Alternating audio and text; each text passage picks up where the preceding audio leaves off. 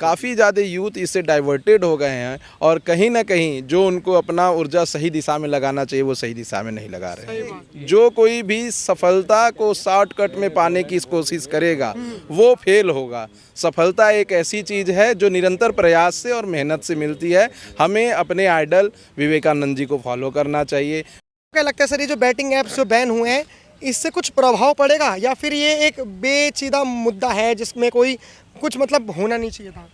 नहीं, देखिए betting app जो है ना वो बहुत ज़्यादा यूथ को ख़राब कर रहा था और आज का यूथ जो है जो कि आगे बढ़ सकता है, भारत का भविष्य निर्धारित कर सकता है और भारत को विश्व गुरु बनने में मदद कर सकता है, वो गड़बड़ हो रहा था और गलत पोजीशन पे जा रहा था। सबसे पहले तो ये बताएं, जो बेटिंग ऐप को अभी पार्लियामेंट ने लाया है उसमें ये है कि अगर आप कोई ऐप चला रहे हैं तो उसका रजिस्ट्रेशन करवाइए और उसके इनकम टैक्स वगैरह जो है उसका पूरा आप पैन से लिंक करा के सारी चीज़ें भरिए। दूसरी चीज़, गैम्बलिंग बहुत पहले से ही भारतीय संविधान में और भारतीय न्यायालय ने उसे प्रतिबंधित करके रखा है। कई सारे सुप्रीम कोर्ट के जजेस ने कई सारे ऑर्डर्स दिए हैं कि गैम्बलिंग भारत में नहीं चलेगा और कॉन्ट्रैक्ट एक्ट के अंतर्गत भी ये कहा गया है कि गैम्बलिंग इज़ प्रोहिबिटेड।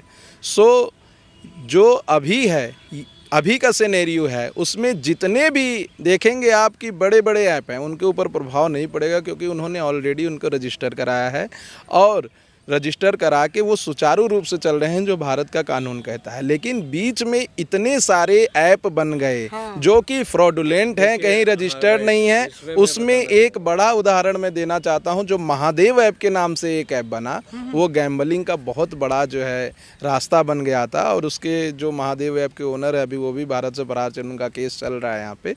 तो ये जो है यूथ को बहुत ज़्यादा परेशान किया है और काफ़ी ज़्यादा यूथ इससे डाइवर्टेड हो गए हैं और कहीं ना कहीं जो उनको अपना ऊर्जा सही दिशा में लगाना चाहिए वो सही दिशा में नहीं लगा रहे हैं। कोई गली मोहल्ले में जो सट्टे चलते हैं जैसे लाइक आपने देखा होगा, वो बिल्कुल ऐसे जो घुमाते हैं उसमें तो सरकार पकड़ लेती है, सरकार जुर्माना ठोक देती है और ड्रीम 11 MPL ये तो प्रमोट करे जाते हैं गेम, तब सरकार कुछ नहीं करती। देखिए सरकार कर रही है, ऐसा कहना बिल्कुल भी गलत होगा कि सरकार नहीं कर रही है। अभी कई सारे हस्तियों को, इवन कि सुरेश रैना, अल्लू अर्जुन और बहुत सारे ऐसी हस्ती हैं जिन्हों को ईडी ने सम्मन किया था, सब लोग गए भी और अपने अपने बातों को रख के भी आया कि क्यों वो बेटिंग ऐप के लिए प्रचार कर रहे थे या क्या उन्हें प्रॉफिट हुआ है। ऐसा आप नहीं कह सकते कि सरकार नहीं कर रही है, सरकार कर रही है, बशर्ते जो आप बता रहे हैं MPL या फिर क्रिक बज या क्रिक 11 वो सब जितने भी सरकार के नॉर्म से सारे फॉलो कर रहे हैं। इनके आड़ में जो अलग अलग बेटिंग ऐप, जो कई सारे बेटिंग ऐप दुबई से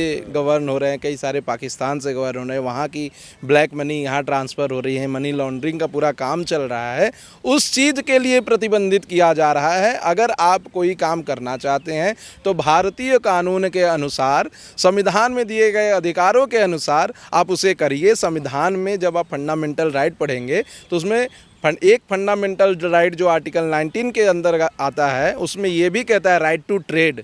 तो बिजनेस तो आप कर सकते हैं लेकिन वो पूरे नियम और कानून को फॉलो करके होने चाहिए, ना कि नियम और कानून को तोड़ के होने चाहिए, ना कि बड़े बड़े नियम और कानून बनाने वाले अथॉरिटीज़ के आड़ में वो काम करना चाहिए।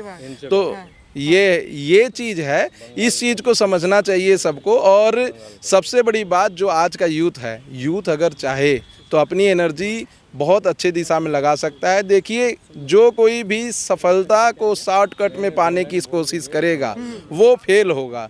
सफलता एक ऐसी चीज़ है जो निरंतर प्रयास से और मेहनत से मिलती है। हमें अपने आइडल विवेकानंद जी को फॉलो करना चाहिए। बड़े बड़े आइडल इस देश ने दिए हैं, उनको फॉलो करना चाहिए और धीरे धीरे छोटे छोटे कदमों से ही बड़ी रास्ते को सफर तय किया जा सकता है। इसलिए यूथ को मेरा यही कहना है कि तुरंत सक्सेस पाने के चक्कर में ना पड़ें, धीरे धीरे छोटे छोटे स्टेप को लेकर बड़े रास्तों को कंप्लीट कीजिए और मुझे लगता है कि इस देश का ज़्यादातर यूथ ये बात को समझेगा।